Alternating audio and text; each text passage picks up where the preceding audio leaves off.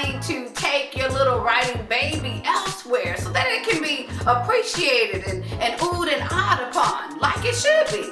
But that won't make you better. It will only enable you to be a very bad writer. It will keep you in denial about your little writing baby, oblivious to how bad your writing really is. Listen, don't hate the messenger. You need to be glad I'm telling you this. Listen, feedback makes us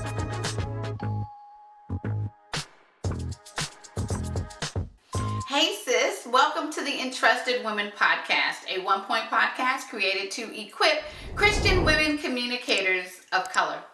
Every episode focuses on a single point to equip you in one of four areas: purpose, writing, speaking, and business. Along the way, I will share stories, lessons, tips, mistakes, and real-time experiences that I am learning on my journey as a Christian woman communicator of color. Now, let's dive into episode 47.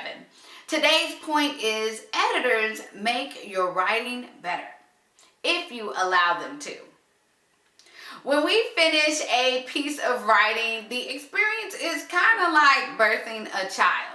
It's hard, but when you get there, it's a little euphoric. As we look down at our little writing baby, we think our little baby is perfect. No flaws, grammatical or punctuation errors.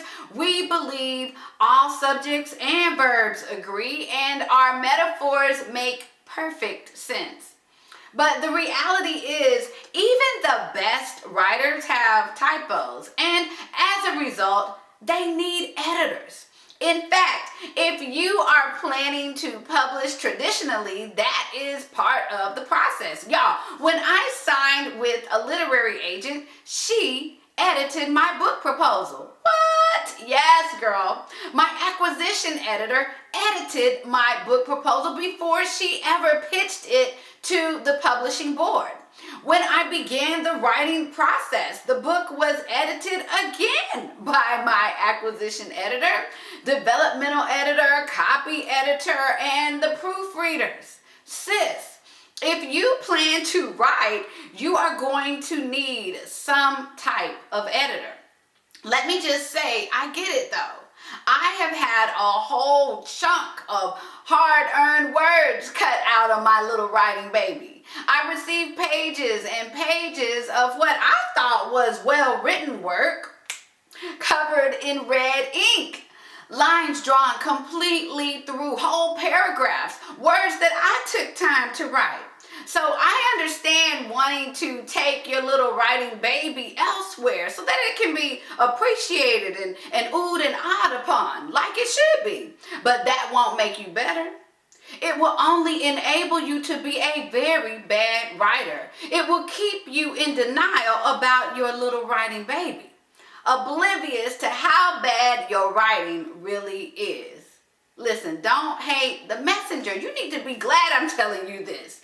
Listen, feedback makes us better writers. And if you cannot handle it, you are probably not cut out to be a writer in the first place. Because constructive and not so constructive criticism on our work is unavoidable. Girlfriend, it is going to happen. And don't think you can bypass the editing process with a self-published work.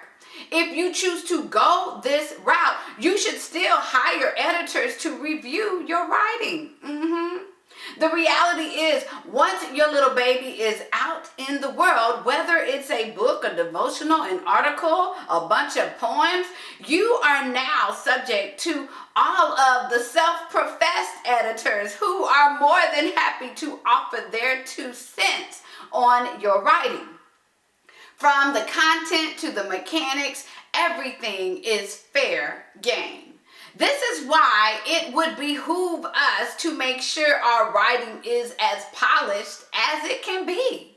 Just in case you are still not convinced that you need an editor, I'm going to give you 5 reasons why you need one. Number 1, you have a better chance of getting good reviews. And good reviews equals more organic testimonials, and organic testimonials equals more book sales. Yes!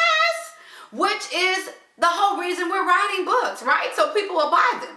Number 2, a fresh pair of eyes on your work. The reality is, by the time you finish your book or whatever you're writing, you will likely have a biased opinion about your content. You need someone whose eyes have not been staring at the same piece of work for months and days and hours on end, who will be able to immediately spot your mistakes because you have them. Number 3, it will make you a better writer. Listen, every time I receive feedback, I remember it, and I attempt to incorporate that feedback into the next thing that I write. All of those changes, I bring them with me. Over time, this practice makes us better writers and more skilled writers at that. Number 4, it gives you peace of mind. There's nothing like having a piece of writing out on the internet and seeing a typo. What's worse is when someone decides to slide right on into your DMs or send you an email to let you know about said typo. Wouldn't it be better to catch those mistakes before we publish and put our work out there on the World Wide Web? I think so.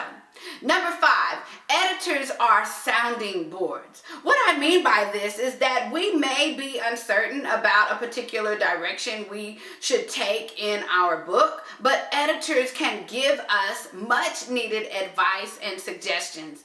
This type of insight is invaluable, especially when we are blindsided by the pride that we have in our work. Hopefully you are convinced to get an editor, because if you don't, it will cost you in more ways than one. Listen, if you could benefit from some help with your writing, you may be a candidate for one-on-one coaching with me. You can check out the details below by clicking the link in the description section of this YouTube video.